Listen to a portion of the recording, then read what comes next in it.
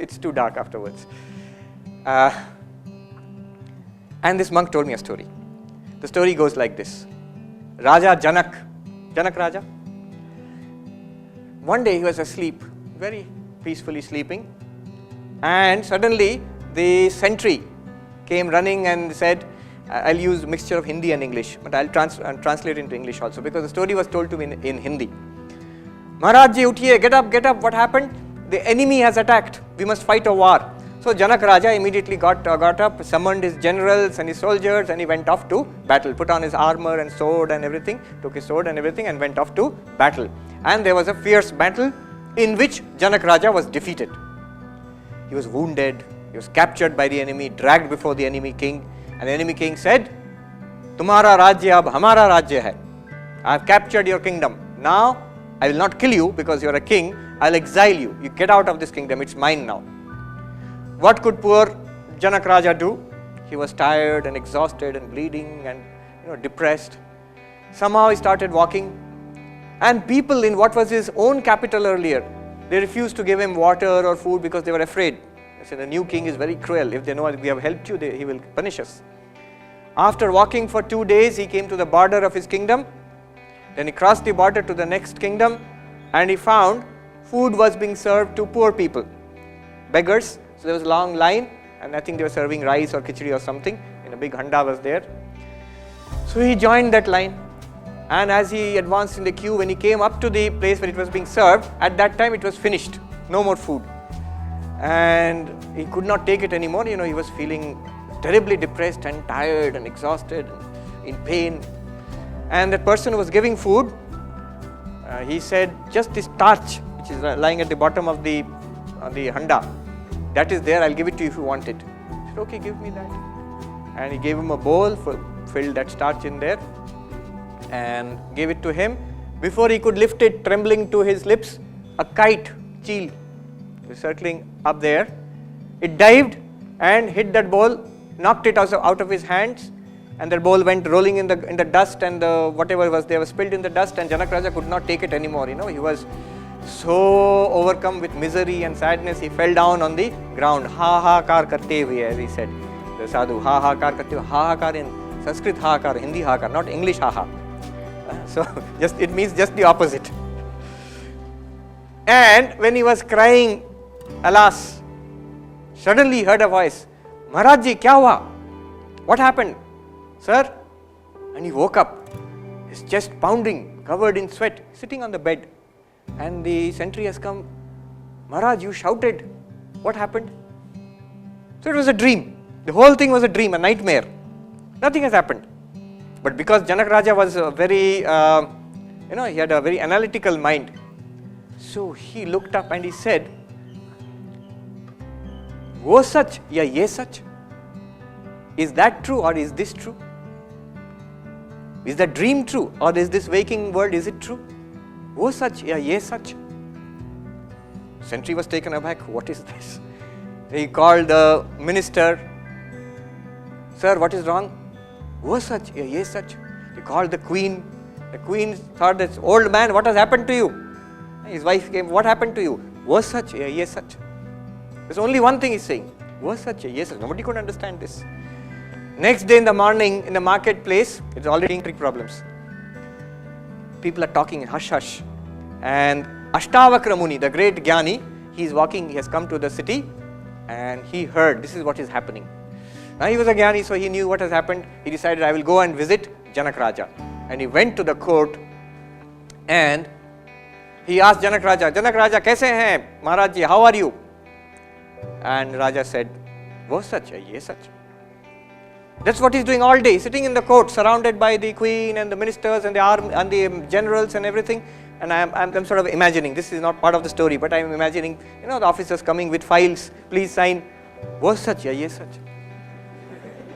No work is getting done. When he said this to Ashtavakra Muni, same thing, wo sach ya ye sach. Now Ashtavakra Muni knows what he's referring to. So he said, Janak Raja, when you were rolling in the dust, bleeding, tired, defeated, depressed, crying on that ground, What he is referring to only Janak Raja knows and he knows. Nobody else understands. What is this defeat and all this?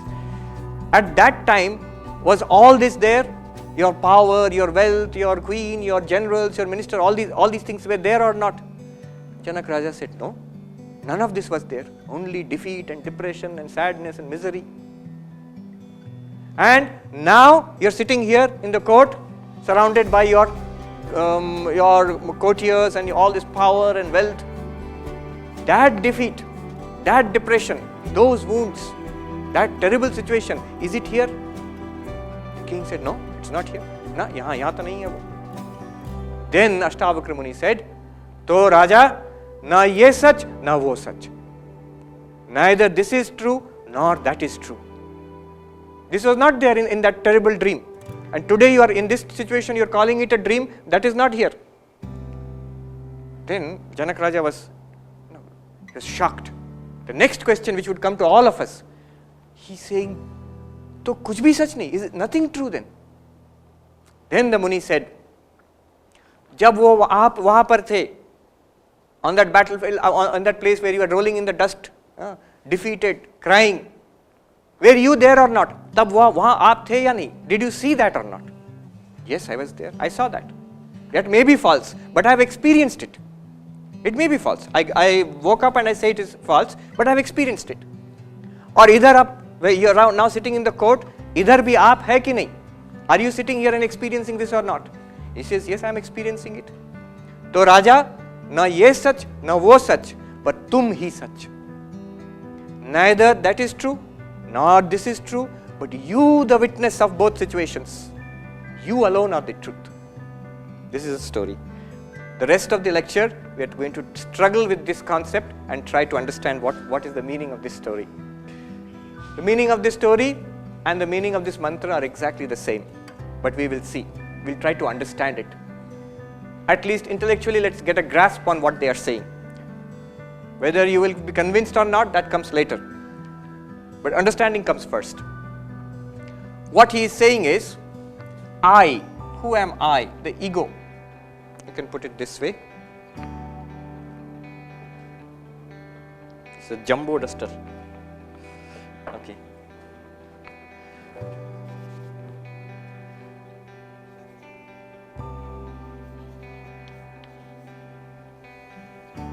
You can call it the knower also. Knower. Is it visible or it's too small? Too small. Okay, I'll write a little larger. Now you have the waker. Janak Raja, when he was awake, you all of us, we are the waker now. We are in the waking state, hopefully. Some may be drifting off. And this waker, what does he or she, what does he experience? The world, the waking world.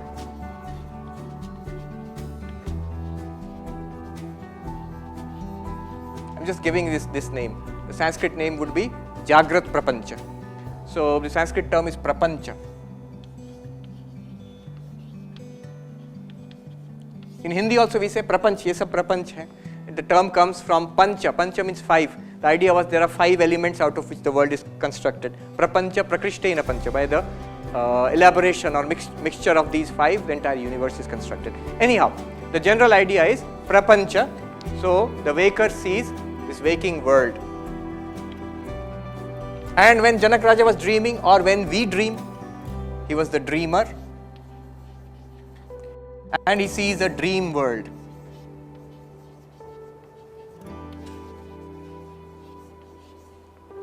And there is another state which we all go through, where we are neither awake nor dreaming, absolutely in deep sleep. No dreams are there. Even modern science accepts it. Neuroscience also says that's dreamless sleep. One is REM sleep, you could talk about rapid eye movement sleep, another one is dreamless sleep. So this dreamless sleep, we can call it the sleeper, not the railway sleeper, there's a sleeper, the one who is in deep sleep. And we cannot say a sleep world, we can say a sleep world would be sleep blankness. What do we experience in deep sleep? Nothing, just blankness. Even I am sleeping, that kind of a thought also is there, no thought at all. So we can call it a sleep blankness.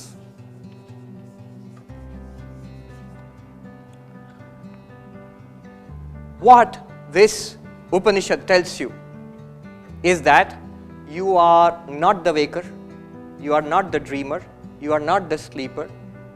What you are, the real you, is the fourth state, which is called Turiyam or Turiya. Now don't be scared about this term. Turiya simply means number 4. That's all. Turiya means 4. Chaturtham. The mantra here does not use the word Turiyam. That word was introduced later by Gaudapada Acharya in his commentaries.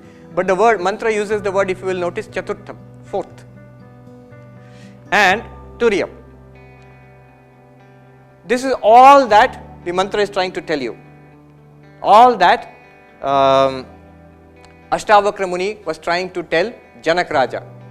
That what you saw, the defeated Janak Raja, in the world where he was defeated, he was expelled from his kingdom, he was suffering in the neighborhood kingdom and lying on the ground, and all the circumstances of that world, the dream world, and he who was dreaming there, both are not real. But there is a fourth one who was watching that. Right now, you are the waker, I am the waker. This is not our real nature, but there is a fourth one who is watching this waker and the waking state, illumining both. And similarly in dream state. This is the basic idea. I will explain it with the help of an example. What is the reality? The reality or the real you, answer to this question is, who am I? According to this mantra is, you are this Turiya, the fourth. It's like roll number 1, roll number 2, roll number 3 and roll number 4. The Upanishad begins with this statement, Soyam Atma Chatushpad. Who am I? You have 4 aspects. You have 4 aspects. The Upanishad begins in the first mantra. The 4 aspects are these 4. Among these 4 aspects, 3 are false, 1 alone is real. 3 are false, 1 alone is real. Now the interesting thing is, the Upanishad says this is real, this is who you are, the answer to the question, who am I? But we are not aware of anything like this. If you talk about the waker and the waking world, we are aware of that. This is what we know, what we are right now experiencing. You are the waker, Mr. or Mrs. so-and-so or Miss so-and-so or Swami so-and-so experiencing this classroom. This is the waker experiencing a waking world. This is what this is. And when tonight I'll go and sleep and dream, I have certain experiences, I will be in that dream also. Then I am the dreamer, I am experiencing a dream world. And when I go into deep sleep, blankness, nothing, absolute blankness. There you can call it the sleeper and experiencing a sleep blankness. Remember, the sleeper, for example, in the sleep world, there is no external world, no physical body, no mind, nothing, just blankness. That is from a subjective point of view. Be careful, this is your own experience. This is not an objective experience. For example, I remember once one Swami was talking about it and he is saying in the deep sleep, which is called the Sushupti. In deep sleep, there is no experience of the world, there is no body, no mind, only a blankness. Then somebody in the audience asked, what do you mean there is no body and mind? In the mosquito net, under that we can see the fellow is sleeping. 80 or 90 kilos, nicely snoring. How come there is no body, you are saying? From objectively from your point of view, but you look at it from the person's point of view, who is asking this question, who am I? From his own experience, your own experience, in the deep sleep, daily we experience this. That no experience of world, no experience of body, no experience of mind also. Even the thought, I am sleeping, that's not there. If you say, I am sleeping, then you are not sleeping. It's not deep sleep. So that state we all experience. And apart from it, they talk about a Turiya or Turiyam, whichever. The fourth. How ought we to understand this? These 3 we can understand, but this one is not very clear. What is this one? Let's look at it this way. Suppose we have an ornament made, say a bracelet or a bangle and necklace and a ring. Somebody tells you These are all golden ornaments. Somebody tells you, these are just names and forms. The reality is the gold. The reality is the gold. It's a golden bangle, golden necklace or golden ring, but the reality is not the bangle, necklace or ring. The real substance is gold. And there's an interesting story about this. One Sethji, whose business was not going well, he went to take some loan, girvi rakhna. So he took his Ganesha and put it in the pawn shop and he said, you give me some loan. And the jeweler, he weighed it and he said, Ganesh ji ka kya rate doge? This is the rate. This is the rate at which I will purchase the Ganesh statue, or I'll give so much money for that. And Ganesh's Vahan is there, the mouse, the chuha. And the jeweler also weighed that and gave the same rate.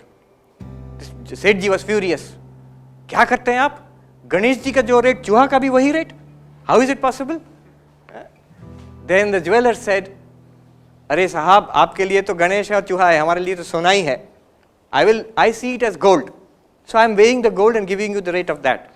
So the gold is the reality, the substance. Now if somebody tells you, a person who does not understand what gold is, tells that person that it's not a bangle, necklace and ring are just the names and the forms and the functions, Bangle is something you put here and it's called a bangle. Necklace is something you put here, it's called a necklace. Ring is something you put in your fingers, it's called a ring. But the substance, the reality of all of them is gold only. Now, suppose a person does not understand what gold is. His idea will be that there is some reality called gold apart from all of this. If he throws away all of this and starts searching for gold, will he find it? No. He will not find it. There is no gold apart from these. But if he thinks this is gold, what will happen? The moment somebody comes and melts the bangle down and makes a necklace out of it, he thinks the bangle itself is the gold. When that goes away and is melted down, what will he think? Gold is gone. Gold is gone. He does not understand the new form which has come, necklace, is the same gold. It's the same gold in another new form with a new name and a new function. When that necklace is also melted and put into a ring, it is the same gold with a new name, with a new form and a new function. But the physical reality is the same. Similarly, the idea here is the waker and the dreamer and the sleeper. The reality is that you are the witness of all three states and you are in and through these states. The idea is that there is no fourth separate reality called Turiya. It is the same reality which is now being called a waker in the waking state. It is the same person, same reality, same consciousness which will be called a dreamer in the dream state. It is the same reality which will be called the sleeper in the sleep state.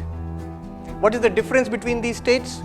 Here we are in a physical body with the sense organs, we are interacting with the physical world, and this is the waking state. So waking state, there is a great preponderance of the physical body and interaction with the physical world through the sense organs, with the indriyas. So here the term they use is bahishchitta, extroverted consciousness, consciousness which is flowing out into the world. The dream world, they are very commonsensical, the Vedantins. They know the dream world is simply constituted out of our experiences in the waking state.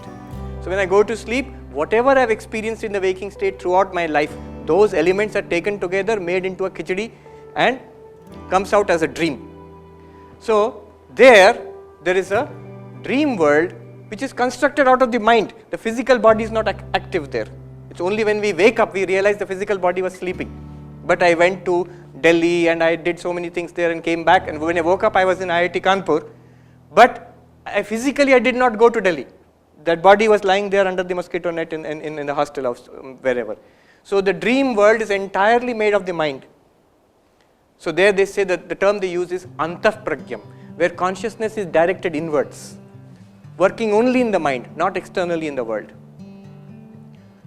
And the sleeper, deep sleep, no experience is there except that blankness.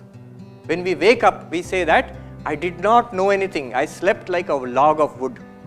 No external consciousness, no dreaming also, very peaceful sleep I had. That's what we say when we wake up from deep sleep. So the deep sleep is a state of absolute blankness, and the term they use in Vedanta is Pragyana Ghana. All these terms will come. Pragyana Ghana means a mass of consciousness. Mass in the sense, there is nothing for consciousness to illumine. There is nothing for consciousness to illumine. It just remains in blankness. All the external world, the dreams, everything is pushed into a mass which is not expressed, which is not experienced there. In a potential state it is there. Why do you say it's in a potential state? Because the next moment when you wake up, everything is back again. Here is the IIT campus and your responsibilities are the same body and the same people all around. So everything is back again into your life. So it's in a sort of potential state, in a dream state. So all of these, according to the Mandukya Upanishad, they are not the reality. The reality is the consciousness in all of them. What they are saying is this: just like gold is apart from all of them and yet in and through all of them. How is it apart from all of them? When bangle goes and it is made into a necklace. So necklace is not a bangle. Necklace is not a bangle. Bangle is not a necklace, but both are gold only. Similarly, when the necklace is transformed into a ring, the ring is not a necklace. Necklace is not a ring, but both are gold only. So gold is apart from bangle in the sense that when bangle goes and is made into a necklace, gold survives. When necklace goes and is made into a ring, gold survives. So gold is there in all of them. They are apart from each other. Similarly, the waker is apart from the dreamer is apart from the waker, but there is something continuing in both of them. That is the Turiam, the fourth one. Similarly, the dreamer is apart from the sleeper is apart from the dreamer. But you own up, all of us, we own up. It was my dream and it is my deep sleep. And it is my waking. Who is that one who is saying it is my waking, my deep sleep, my dream? That one is the consciousness which is apart from the waking self, apart from the dreamer self, apart from the sleeper self, and yet in and through all of them. So that this Turiam, the reality, is right now here. It is here now. But it is not exactly the Mr. or Mrs. so and so. What is added to the Turiam are the circumstances of the waker. It goes like this. Just like gold, you have consciousness.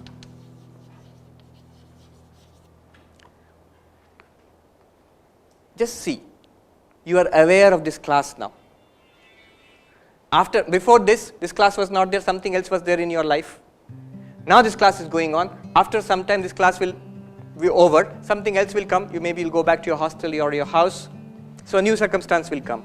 In all cases, what happened before, what is happening now, what will happen later, you are the consciousness watching all of them. The circumstances are coming and going. Look at your own body. You see yourself as a young person or a middle-aged or an old person. Remember, the same consciousness was watching when you were a 10-year-old kid, when you were 20 years old, what you are now, and it's the same consciousness which will be watching when you are much older. So the body is changing continuously. The consciousness which watches the same. How can you say it is the same? Because it's our experience. We own up to it. I was the one in the 10-year-old's body. I am the one in the teenager's body. I am the one in this middle-aged body. So who is this continuous I? Because the body is changing.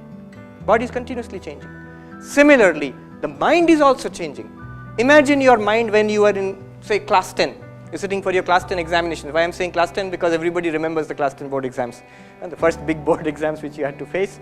So imagine your mind at that time, what you knew, what you did not know, what you liked, what you did not like, what you wanted, and just imagine, compare it with your mind now. You know so many things more.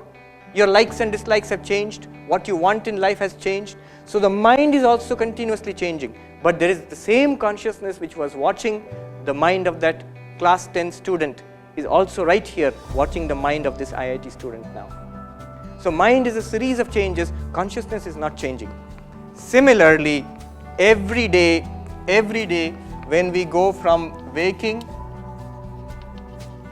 to dream to deep sleep, when we go from waking to dream to deep sleep, The consciousness is the same. See, the world has changed. The waking world disappears and the dream world comes. A dream body comes. Remember, the body which you have in the dream is different from the body of the waking world. Why? Because the waking world body is lying on the bed. But in the dream body you are doing so many things. It's a false body, no doubt. But your experience is that you have a body there in that world. So, consciousness is apart from the waking world and the waking body. Consciousness is apart from the dream world and the dream body. And consciousness is apart from the deep sleep blankness. It is in and through all of them. The states are coming and going, and the ego associated with each state is coming and going, but the consciousness is illumining all of them. The correct way to show this diagram would be, the fourth one is not here, but the fourth one is here, Turiyam or Turiya. It illumines the waker, illumines the dreamer, illumines the sleeper, and this is the only reality, and this is the answer to who am I. The question is, what are you or what am I apart from this waking state, apart from the dream state, apart from deep sleep, apart from the physical world of the waking state, apart from the mental imagination of the dream state, and apart from the blankness of the deep sleep state. One of our swamis used to give this example. Station master sitting on the station, maybe in Kanpur, and first Rajdhani Express comes on the platform number 1 or something. Rajdhani Express comes. So very important train, lot of people are getting in and getting out, so much of rush is there, so much activity. The station master watches. Then he gives a signal, the Rajdhani Express goes away, but the station master does not go away with Rajdhani Express, he is watching. Then another train comes, maybe a goods train, no activity, smoky, not many people, and very few people, 1 or 2 people may be there. It comes and stops for some time, station master is watching. He gives the signal, the goods train goes away. But the station master has not gone with the goods train. He is on the platform watching. Next, what happens? No train is there. It's a blank platform. The blankness is there. The station master is watching the blankness. Now, this is exactly what is happening. You, the pure consciousness, you watch the arrival of the waking state, just like Rajdhani Express. So many hopes and aspirations and success and failure and problems, all of it comes with the body and with the world, and you are watching. Only thing is, you get identified with the mind in the waking state and say, I am Mr. So-and-so and this is my reality. These are my problems, these are my hopes, success and failure, these are my goals. After some time that disappears. You, like the station master, this one, you are watching. Dream world comes with a dream body, with dream, nice dreams and nightmares and all and so forth. You become identified with the dream body and dream mind, and you go through these dream experiences. Then that also goes away. Blank platform. You are the consciousness watching the blank platform. And again the waking state comes, and Rajdhani Express comes again. But you are apart from all of them. Not only you are apart from all of them, you are untouched by all of them. You are untouched by all of them. The sufferings and enjoyments of the waking state, of the dream state, and the blankness of the sleep state, none of them touch the pure consciousness which is apart from all of them. But it sustains all of them. In its light, the entire game is illumined. This whole thing is illumined in its light. Now we'll quickly go through